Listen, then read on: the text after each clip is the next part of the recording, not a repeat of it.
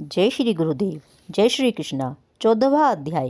राजा पृथु ने कहा, हे नारद जी, आप सर्व ज्ञाता हैं, अतएव अब आप संतान वृद्धि तथा सुख संपत्ति देने वाली महाविद्या, महामाया, महामेधा, महास्मृति, महामोहा, महादेवी, महाईश्वरी तथा सर्व ईश्वरी अहोई देवी की उत्पत्ति, इनका व्रत कब और कैसे किया जाता है, इसका वर्णन करने की कृपा कीजिए।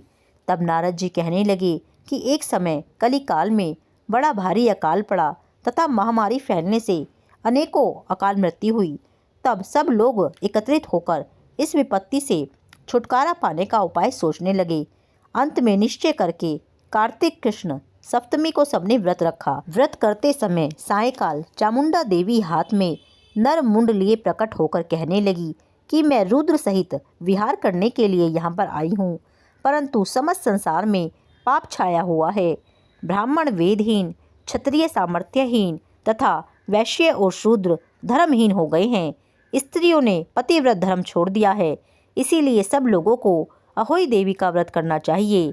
कार्तिक कृष्ण सप्तमी तथा अष्टमी को केवल रोगियों को छोड़कर शेष सभी आबाल वृद्ध स्त्री पुरुष सारे दिन भोजन न करके सायंकाल अहोई देवी का पूजन करें। अहोई देवी मेरा ही नाम है, अतएव यह मेरा ही पूजन समझना चाहिए। अपने मकान को गोबर और मिट्टी से लीपकर साफ करें, फिर काला, पीला, हरा तथा लाल इन 4 रंगों से द्वार पर मेरी मूर्ति बनवाएं। तत्पश्चात सुंदर सुंदर स्वादिष्ट पकवान बनाकर मेरी पूजा करें। जब चामुंडा देवी ने यह कहा, तभी एक धीवर की स्त्री बोली, हे माता, हम नीच लोगों का कर्तव्य भी बतलाएं।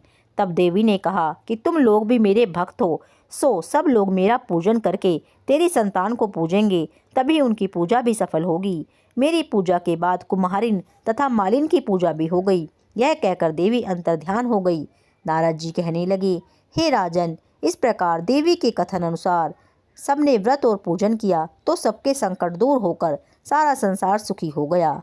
राजा पृथु ने नारद जी से पूछा कि हे मुने, कार्तिक मास तथा एकादशी तिथि श्रेष्ठ क्यों मानी गई हैं? तब नारद जी ने कहा, हे राजन, एक बार यही प्रश्न सत्यभामा जी ने श्री कृष्ण जी से पूछा था और उन्होंने जो उत्तर सत्यभामा जी को दिया था वही मैं तुमसे कहता हूँ। एक समय सत्यभामा जी ने श्री कृष्ण जी से पूछा कि हे प्राणनाथ, सभी मास और तिथियां बराबर हैं, फिर कार्तिक मास और एकादशी तिथि उत्तम क्यों मानी गई है? तब श्री कृष्ण जी ने कहा, हे प्रिय, शंख नामक एक दैत्य समुद्र का पुत्र था।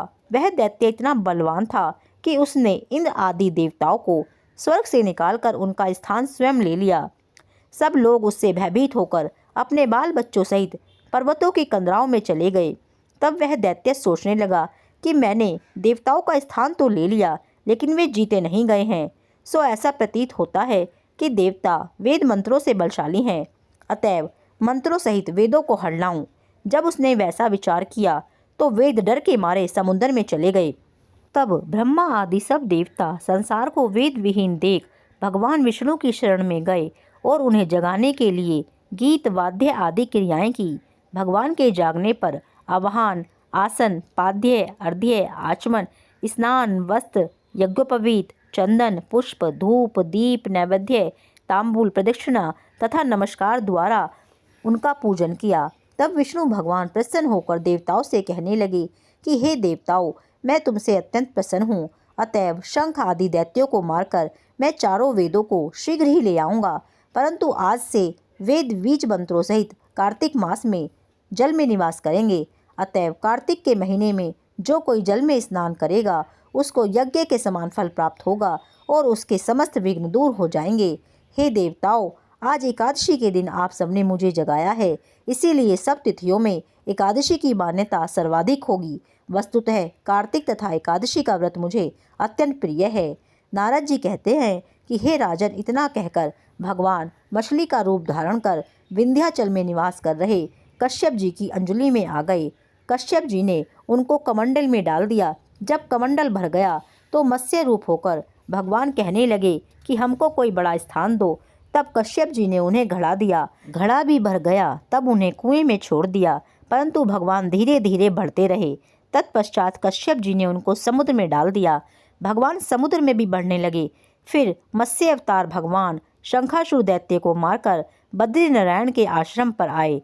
वहां आकर भगवान ने देवताओं से कहा कि हमने शंखासुर को मार दिया है, अतएव अब ऋषि और मुनि जाकर समुद्र में से वेदों को ढूंढ लाएं। तब तक देवताओं सहित प्रयाग में मेरा निवास रहेगा। तब ऋषियों ने अपने तपोबल द्वारा समुद्र में से वेदों के 6 अंगों छंद, व्याकरण, कोश, वैद्यक, ज्योतिष तथा स्मृति को ढूंढ निकाला। जिस वेद का जो भाग जिस ऋषि को मिला, तब से वह भाग उसी ऋषि का माना जाता है।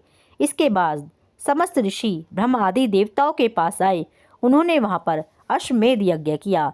तभी से प्रयाग तीर्थों का राजा कहा जाने लगा। प्रयागराज में स्नान, दान तथा यज्ञ आदि का विशेष महत्व है। इससे जन्म जन्मांतर के पाप समूह नष्ट हो जाते हैं। 14वां अध्याय पूर्ण। जय श्री राधे, जय श्री कृष्णा।